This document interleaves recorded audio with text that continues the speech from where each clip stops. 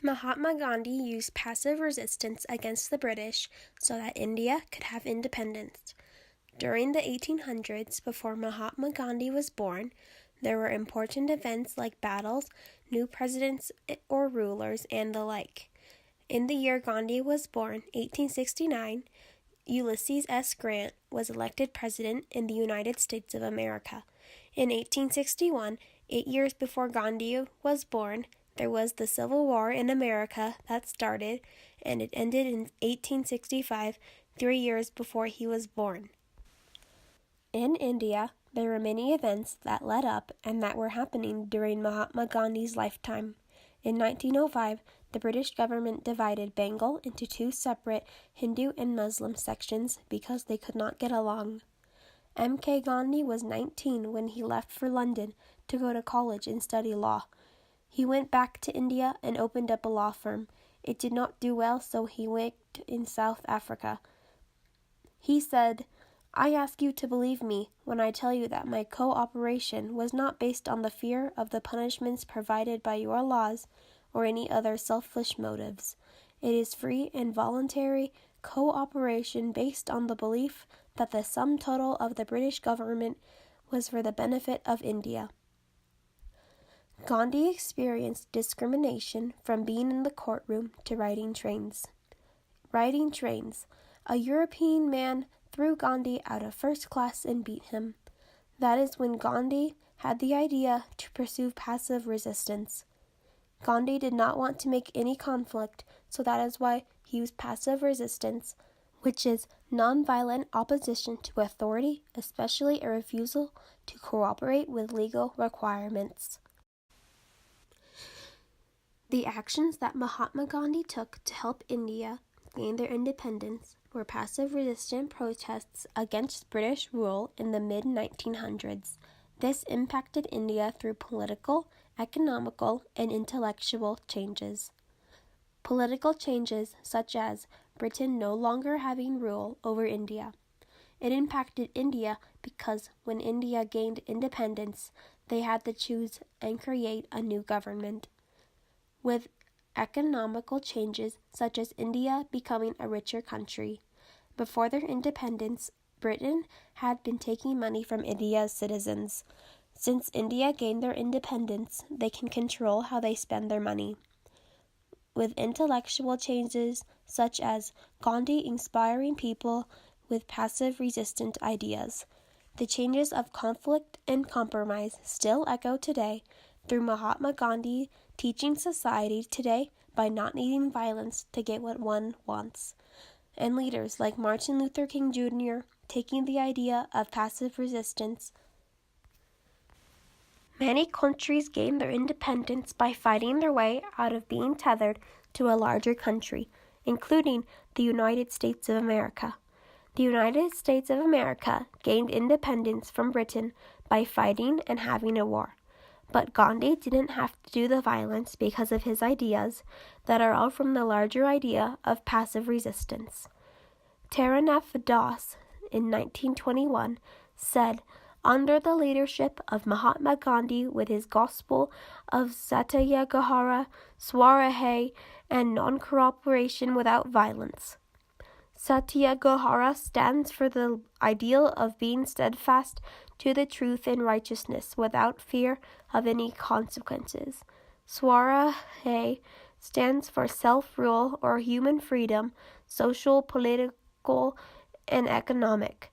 Non-violent, non-cooperation against the government to paralyze it, and cooperation against the people to build a state are the means by which Gandhi seeks to bring about a revolution in India. A political example is when Mohandas Gandhi led his most famous protest called the Salt March. India was controlled under Britain at the time, and the British made a tax on salt. Indians couldn't make salt or buy it from other Indian citizens. They had to buy it from the British, which was much more money. The Indians used salt for a number of things. It is a necessity. The poorer Indian citizens were most affected by the extra money being spent.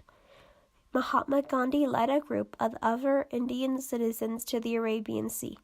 The citizens and Gandhi collected salt from seawater, defying Britain's newest law without doing anything vicious.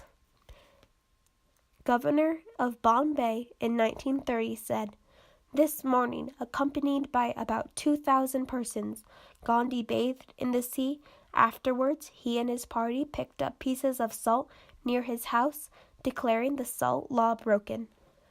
Later, batches of 5 or 6 fetched seawater, which it is understood to be boiled in a larger sugar boiling receptacles at his camp."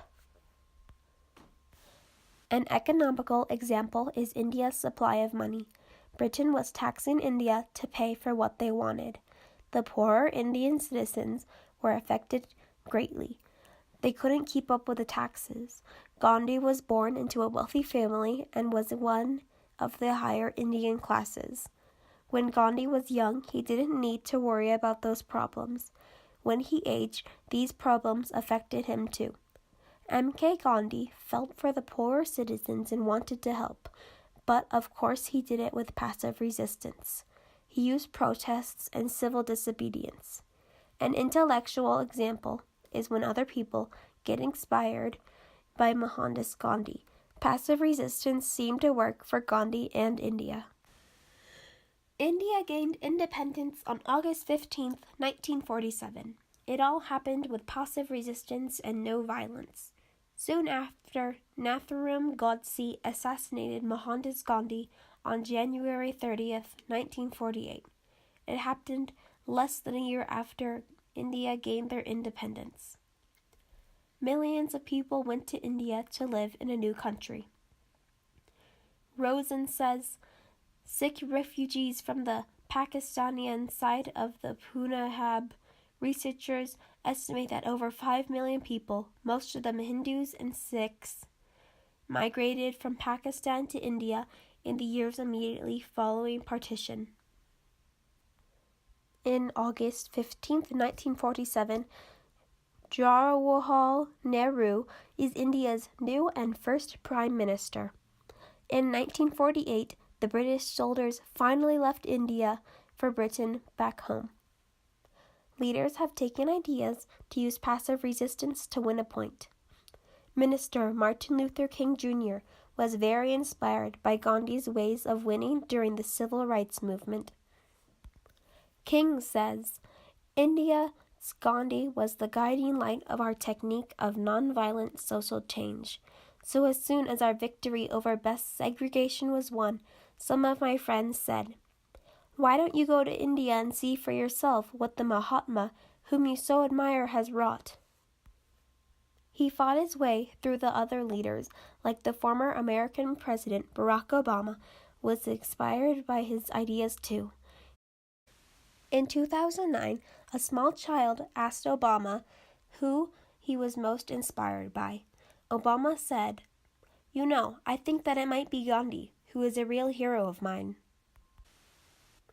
Mahatma Gandhi is still alive in history today. The Gandhi Peace Prize is a tribute to the ideals espoused by Gandhi.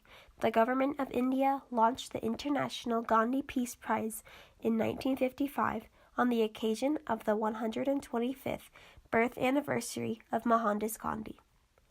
The first person to revive the Gandhi Peace Prize was Julius Nyerere. He won it in 1955 when it was first established. Gandhi Jayanti is an Indian holiday where the Indians celebrate M.K. Gandhi. They have a festival celebrating him too. It is held on October 2nd, which is the day he was born.